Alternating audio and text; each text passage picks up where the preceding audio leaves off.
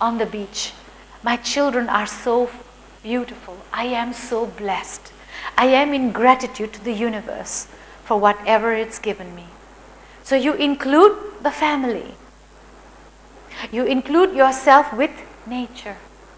These are natural methods of meditation, because whatever you are doing in meditation, you are practicing concentration with your breath, and now with visualization, any scene that you like. Any scene. Now meditation for healing, the same thing with the body, like how we practiced before. If something is paining you, visualize it. A lot of people, they are taught to visualize if they have blocked in the hearts, or they are taught to visualize if they have digestive problems. They are taught to understand this is the digestion. And if they have spinal problems, the doctors show the spine and says that's the lumbar, that's the one that's paining you. And you can use your breath in the visualization, visualizing your spine, sending that energy to that lumbar, relaxing it, comforting it, losing its muscles, breathing into it, and before long, you will heal yourself.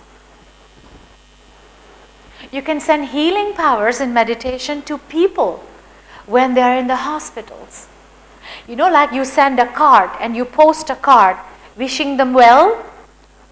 You send a fax from here and it reaches them over there. In the same way, using the power of your mind, you can send healing thoughts of peace, healing thoughts of light. Seeing them in that room, wherever they are breathing peacefully, that the energy is calm, that they are healing themselves, and that you are with them. And don't be surprised if the patient asks for you. They will ask someone, call my daughter, call my son, tell them I'm remembering them. But because you had been sending them not by email, but by thought mail. By thought mail, the power of meditation is the power of your mind. Okay? So have you got a general idea what meditation is? Using the breath, the first experience, and using visualization, the second experience. Now, two things important in meditation. Concentration will come, and detachment is natural, without any effort. Wherever you allow the mind to concentrate, there you will be concentrating and detaching. Your mind is actually like a sponge. It's just like a sponge. That's what your mind is like, a sponge. Okay? What is the beauty of the sponge? It absorbs, right? It absorbs. So if the liquid is syrup, what will it do? It will absorb. If the liquid is water, if the liquid is wine, it absorbs. Okay? Because why? The sponge only knows how to absorb. Your mind is like the sponge. It will be attracted to a particular place and it will absorb. It will absorb. Because that's all it knows how to do. Now meditation teaches you through concentration and through detachment not to squeeze out whatever you absorb, and you become what you call observing it. You got it? So because the mind only knows how to absorb. And this is, I always share this particular experience. I remember going for a walk in the park with someone. I don't know how many of you were in class when I mentioned this. No, nobody? Okay. I went for a walk in the park. And the couple in front of me was quarreling quite loudly. It's a public park and they were quarreling. And she is blaming him and he is blaming her. And you know, I thought I was going for a walking meditation with nature, with intention, full concentration to totally relax. And then this object is in front of me, these two people.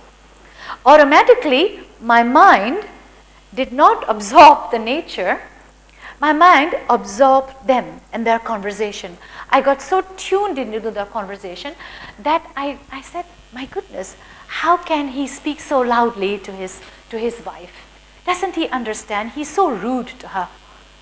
And then I hear her pretty rude to him. And I said to myself, yeah, not bad. Women should be like this. You know, we can't let the man always get away with this. She has a right to her own opinion. But then he got a little bit ruder and he got a bit louder. Finally, she was a bit quiet. And I decided to walk a little bit closer to them, obviously out of interest, because my mind forgot about nature. I had intention to do that, but my mind got attracted. I got absorbed. I absorbed everything that was right in front of me because I was attracted to it. Okay? Then what happened? And then by the time I followed this couple, I had many thoughts in my mind. Many thoughts about women, about men, about their topic. And they were fighting about their dog. And I said, if they fought about anything else, I would understand. Two people fighting about an animal, behaving like the animal. Okay? So I had this thought, and I said, no, women. Because being a woman, I take part of the women. If it was you, I am sure you'll support the guy. Now, following them, I reached my home. I realized, oh my goodness, I've already finished an hour's walk and I'm really close to my home. So when I reached home, I didn't realize, my husband opened the door and he said, where have you been? I'm so hungry. I wanted to eat, but I just had to wait for you. So I said, well, why don't you eat? What's wrong with you? So what if you eat on your own today? He said, hold on. What happened to you? What happened? I just asked, why were you late? And that I was hungry, that I'm waiting to eat with you. And there I was with my rolling pin. What happened to me? I absorbed whatever was in front of me, whatever I heard, and it came out. But my mind absorbed it, right? Like the sponge, I absorbed it. And then, because I am a meditator, what I did was I sat down and I asked to myself, what happened here? What I am doing when I'm sitting down in meditation, asking, why am I angry? Why am I upset? Why am I panting? Why am I breathless? I was observing myself. I was going inside, observing myself. At that time, I was concentrating on me. I was concentrating on me and my feelings. So I changed from absorb to observe. You got it? From absorb to observe. It's not your fault. When you go out there, you may have a different intention to be happy. But when you get to work,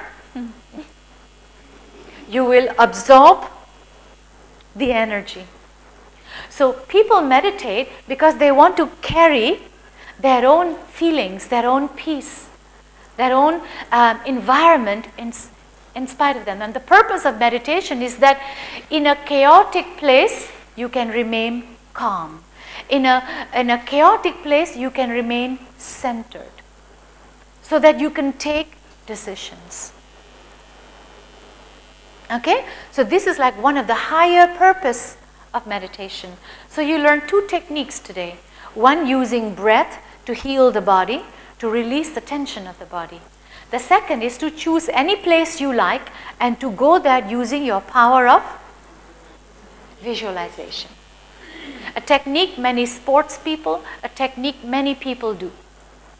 And it's very interesting. Go on a cloud, go on the beach, go somewhere you see a beautiful picture.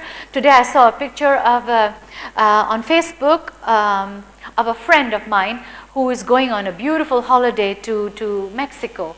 Beautiful palm tree and a hammock lying there. And he said, this is where I will be in the next 4 hours. Okay, he may go on a holiday there, but I went there with my mind.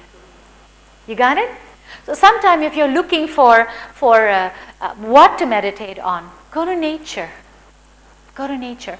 But when you have people in your mind, in your vision, and you become angry, and you're short breath, and you have many, which means you are meditating with that person.